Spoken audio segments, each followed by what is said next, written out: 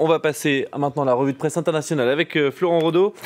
Florent, comme hier, on va débuter ce matin par les révélations du New York Times qui concernent le fils de Donald Trump. Oui, le fils aîné de Donald Trump qui continue de faire la une de la presse internationale. Toujours la même affaire, cette réunion entre lui, des membres de la campagne Trump et une avocate russe susceptible de lui donner des informations sur Hillary Clinton. Alors comme le quotidien britannique The Independent, le Washington Post assure que cette affaire a poussé la Maison-Blanche en plein chaos. Je cite, un ouragan de catégorie 5, la plus forte selon le quotidien. Même les supporters de Donald Trump Jr. reconnaissent que c'est un désastre, peut-on lire dans ces colonnes.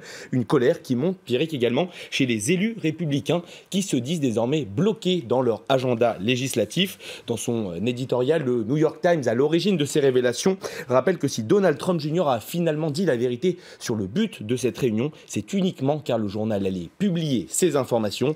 La transparence fait partie des nombreuses choses au même titre que la crédibilité dont manque cette administration. Fin de citation. J'en termine sur ce sujet avec un dessin. On y voit Donald Trump Jr. dire à son père « Je voulais juste salir Hillary ». Les deux hommes recouverts de boue. En France, on appelle ça l'arroseur arrosé.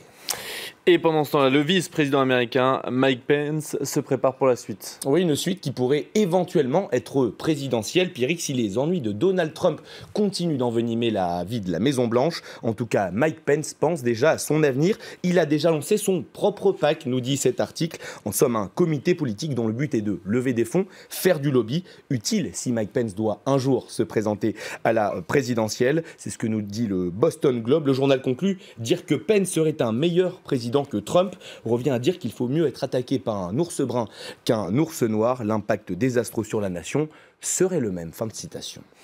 On en parlait hier, la polémique autour de l'état de santé de Robert Mugabe, le président zimbabwéen qui est soigné à l'étranger. Il semble que le Nigeria soit à son tour atteint par le même type de controverse. Et pour cause, son président Muhammadu Buhari est lui aussi soigné actuellement à l'étranger, au Royaume-Uni en l'occurrence. Il n'a pas été vu depuis 2 mois, peut-on lire dans cet article du Guardian, le quotidien britannique qui s'interroge sur les conséquences d'une telle absence et d'un tel flou autour de son bulletin de santé. Les réticences à dire aux Nigérians la vérité au sujet de la santé de leur président renforcent les rumeurs et l'incertitude. Newsweek donne lui la parole à sa femme qui assure que son mari s'occupera, je cite, des hyènes une fois revenu au pouvoir. Lui qui est chef de l'État depuis 2015, il se soigne et sera bientôt de retour au Nigeria. Une situation sur laquelle s'interroge ce matin Pierrick Jeune Afrique. Mais pourquoi les dirigeants africains n'ont-ils pas assez développé le système de santé de leur pays pour pouvoir se soigner chez eux? Une question légitime selon cet article. Une situation bien connue en France avec les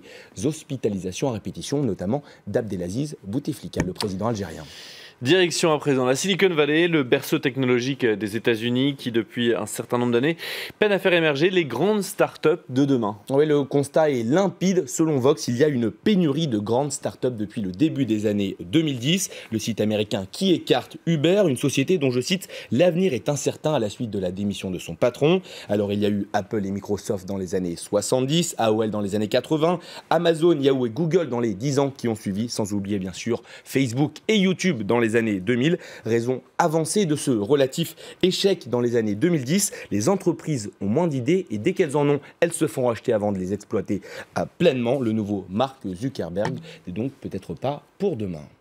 Vous parliez à l'instant de YouTube, la plateforme dont la vidéo la plus vue n'est plus le fameux Gangnam Style. La chanson du Sud-Coréen Psy a été délogée de son trône ces toutes dernières heures. Mais quel titre a bien pu dépasser les 2,9 milliards de vues? Je ne vais pas faire traîner le suspense plus longtemps. Il s'agit du titre See You Again, une chanson du rappeur Wiz Khalifa en duo avec Charlie Puth qui a fait part de sa fierté sur les réseaux sociaux. Un morceau en hommage à Paul Walker, vous le savez, cet acteur américain de la saga Fast and Furious, décédé en 2013 dans un accident de voiture. Pour information, c'est près de 3 milliards de vues, représente plus de 20 000 années de streaming. Ça ne représente pas grand-chose, mais je vous le donne quand même. Merci beaucoup pour ce tour de l'actualité vue dans les journaux, dans la presse étrangère.